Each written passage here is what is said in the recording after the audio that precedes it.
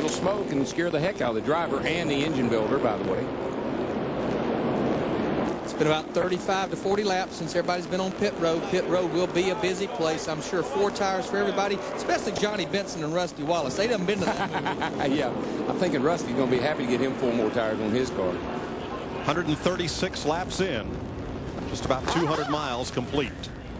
And here come the cars on the lead lap to make pit stops. Jeannie?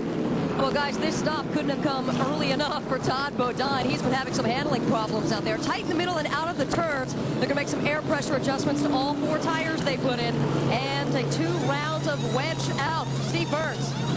Dale Jarrett said he's just a little bit tight, Jeannie, but they're not going to make any chassis adjustments to this number 88. Left side tires going on. Gas in. Very fast stop again. Let's go to Matt Yoakum. The 3rd place car, Dale Earnhardt Jr. in the middle of your screen. An air pressure adjustment on the right front. They're trying to free that car in. Let's go to Dick Berger. Jeff Gordon has just come in and made a 15.5-second pit stop. He had complained all the way through that run that his car had a vibration. He thought perhaps it had to do with the tires. Andy Houston, who is pitted right next to him, pitted just a few laps before that caution flag, and indeed he did have a tire problem. Big chunk out of the right front on that one. Mike? So at 137 laps, we'll be good to go for what, 65 or 70 more, Larry? And I've already been calculating. They can do it on 2 more stops from here. But that chunk out of that right front tire, whoa, me, that would worry me to death. Caution out for debris on the front straightaway. 3rd caution of the day here in Texas. You're watching Winston Cup Racing, presented by Home Depot. If you're happy and you know it, stomp your feet. If you're happy and you know it, stomp your feet. If you're happy and you know it, and you really want to show it. If you're happy and you know it, stomp your feet. If you're happy and you know it, if you're happy and you know it, if you're happy and you know it, really want to show it. If you're happy and you know it, go to sleep. Come on, everybody. You remember Jared from Subway? Turns out he's inspired a lot of people. He's still looking good. He'll show you the way. His name is Jared, and he'll lead you to Subway. That's where it goes, along with the rest. For 7 sandwiches with 6 grams of fat or less. What an inspiration. Subway. Eat fresh. Well, folks, everything will be decided today. If you want to win in today's world,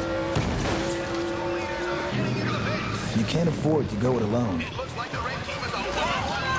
It takes teamwork and training to win, just like the winning team that builds quality cars and trucks on the assembly line. UAW GM, assembly line to finish line, teamwork wins. The action, the heart, the soul of NASCAR, every day. Only at NASCAR.com. America Online keyword, NASCAR. NASCAR Winston Cup Racing presented by the Home Depot, brought to you by UAW GM, assembly line to finish line, teamwork wins. By Warner Brothers' new motion picture, driven in theaters everywhere this spring. This film is not yet rated. By Subway, showing the world how great a fresh sandwich can taste. Subway, fresh. And by Valvoline Max Life, the first motor oil formulated for higher mileage engines. Welcome back to the Texas Motor Speedway as we have the Pizza Hut race recap. The Busch race yesterday here at the Texas Motor Speedway. Kevin Harvick, the last pass, and his first Busch victory this year. His 4th victory on the Busch circuit. As you see the results of that race, and Kevin Harvick is the points leader on the Busch Series. Jeff Burton finishing 2nd yesterday. Jeff Hammond, Kevin Harvick once again emphasized, hey, I'm still going to run the Busch Series, and I'm still going to run Winston Cup. And in fact, he said the only thing I need now is jet fuel to keep us going. He thinks it's an advantage for a young driver like that. When does it become a disadvantage? I don't think it becomes a disadvantage anytime soon, because I really think the kid has got an opportunity right here where his age and his motivation will carry him through the rest of this year. I mean, he's got a great crew behind him, his Busch team. He's also got a great Winston Cup team. So I feel like he's just really motivated at that point. I don't care how much time you put him behind the wheel, and those laps are very important. You've got to get laps if you don't have a lot of experience. And they're going green. Harvick was 11th at last check. Dale Jarrett, your leader. Let's go back upstairs to Mike Joy. Well, everybody's made a pit stop except us here in the booth. So while we do, why don't you just take that surround sound and crank it up and enjoy this restart full bore.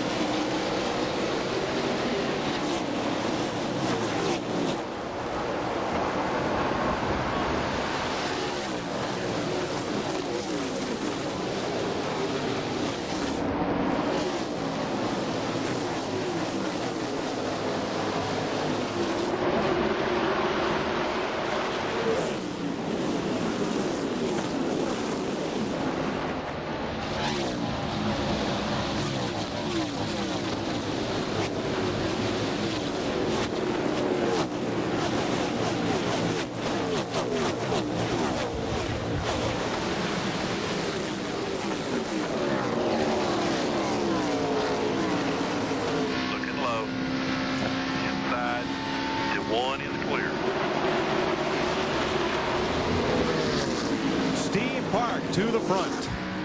And Dale Jr. is right on the back bumper of Jarrett as they come off of turn 4. Man, he wants back up in the lead, too. And here he comes. How about the guy following him? Andy Houston, that 96 car. He wants some of that lead as well up there with those guys. Remember Houston? Yeah, lost a lap. We got a car going high down here in turn 1. It's Sterling Marlin. He's going to hang on to it. And a lap ago, Jeremy Mayfield and Ricky Rudd got together at the start-finish line, traded a little sheet metal. Restarts are always exciting. Marlin trying to get his speed back here. Trying to get his heart caught back up. Now, the luckiest man in Texas is Mark Martin. Just as the caution came out, he was about to go a lap down.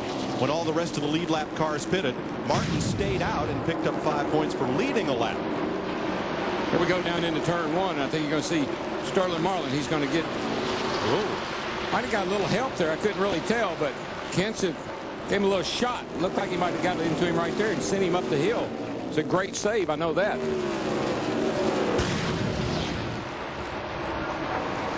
Now there's his teammate Leffler right there battling with Marlin. So then Martin made his pit stop after picking up 5 points for leading a lap. Dick Berggren. Well, he also got lucky in that pit stop, Mike, because of his position and because the caution flag stayed out. They had some time to work on the car. And they pulled the spring rubbers out of the left side in hopes that it's going to make this thing handle a bit better. Right now, he is the last man on the lead lap. 25, meanwhile, is slowing down. Jerry Nadeau having a problem with his race car. Well, Nadeau got in a wreck early in the race here, and I just don't think the car's handling all that good, and he got shoved up out of line. I think he's just trying to get to the back and get out of everybody's way because he's already gotten in one wreck. He doesn't want to get in another one.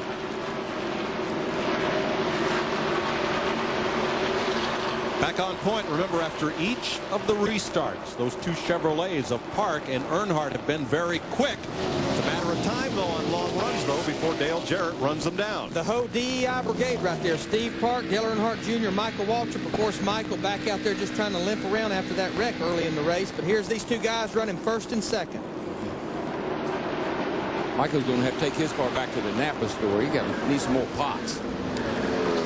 Dale Jarrett in the 88 car, he's in the 5th position right now. It looked like he might have got kicked up. Car got a little out of shape, lost those 3 or 4 positions. I just don't think he's that good on restarts. I think he's good on the longer runs, but not that good on restarts. Kind of opposite of what we saw at Darlington. It's like he's cast his lure in water. He's letting out a lot of line. He'll reel it back in again.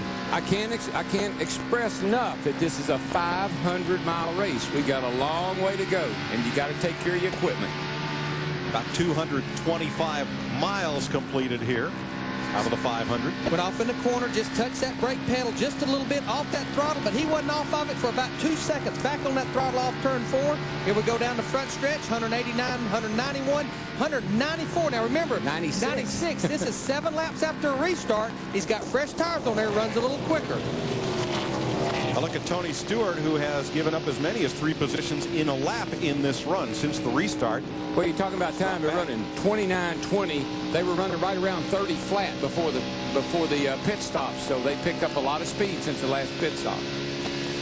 Tony Stewart going down the back stretch, 192 miles an hour. Down in the corner right here, touch the brake a little bit, wide open, way before the center of the corner. Bobby Labonte's off the pace. He's down on the apron going down into turn 1, guys. There is Labonte, who started on the outside pole. What a dismal season the Winston Cup champion is having.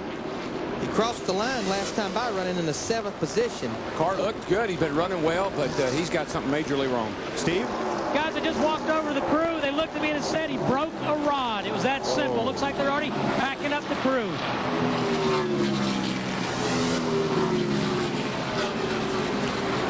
So Labonte coasting in with the engine shut off, and Tony Stewart dropping back. Not a good day here in Texas so far for Joe Gibbs Racing. Not a good year so far for that whole team. You know, they just keep struggling. When you talk about team, though, look at these 2 teammates right here. Steve Park leading the race. Dale Earnhardt Jr. running second. Park's already won a race this year. Junior runs second at Daytona, and he is wanting to win a race badly. And this could be the weekend he does it.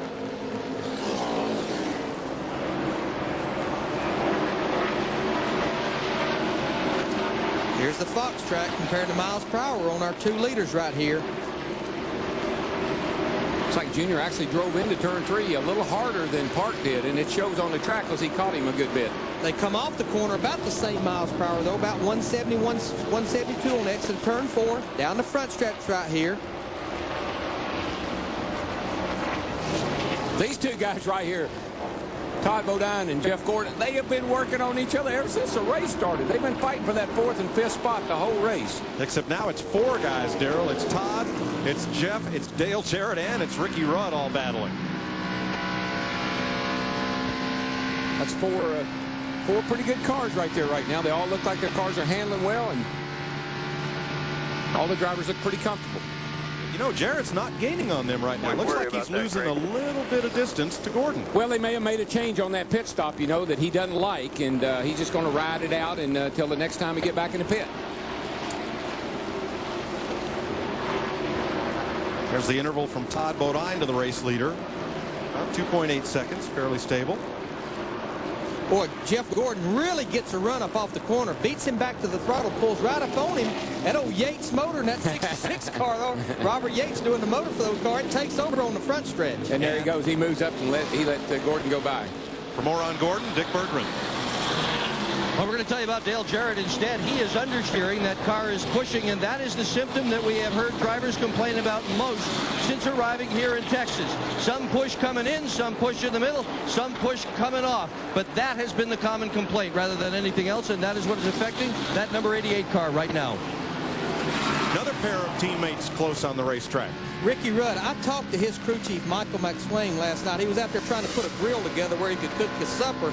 But they had so much confidence about the way they run in the final practice. He said the last time we remember feeling this way was at Michigan last year when they led so many laps and lost it there on a late race caution. Yeah, Ricky told me that he really liked his car. He's very happy with it. Best car he's had this year.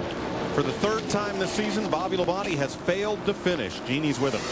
Yeah, Bobby Labonte, another frustrating outing here. Why don't you tell us what happened? We heard he broke a rod. Is that correct? I think it's something on the bottom end of the motor. You know, hated for all the guys on this Interstate Batteries Pontiac. Had a pretty decent run today, better than we've run in the past. And just hate to have to leave here early, but it looks like it's pretty terminal. This is a track that loved Bobby Labonte. Disappointing finish to this day. Steve Park and Dale Earnhardt Jr. work around Jimmy Spencer. His car damaged in the lap 4 accident that put Michael Waltrip behind the wall for quite a while. And even though Andy Houston's a couple laps down, I mean, he's still maintaining a pretty good pace out there. He's right in front of Jeff Gordon. There's another cat that's having a good run, that 97 car. Stacy Compton there. 97 car's in 15th place. Jeff? One thing I'd like to point out as far as Kurt Busch's car is concerned, this week they've also got a new crew chief Ben Leslie, who last week was car chief on the 17 car, Matt Kenseth, has now moved over to try to help this young rookie get back on track, and it looked like they put in a pretty solid run here today. And Jeff, they tested out here, but he tested without his new crew chief, Ben Leslie, because Ben just become the crew chief about a week ago. That's exactly right, Larry. And I talked to both those guys today, and their mission right now in life is to get to where Kurt Busch can run the entire race, no matter whether it's 500 miles here or 500 laps next week at Martinsville. They're going to get back to where this kid can get some laps in these Winston Cup cars so he can get the experience necessary to go up there and race these guys for the win. Because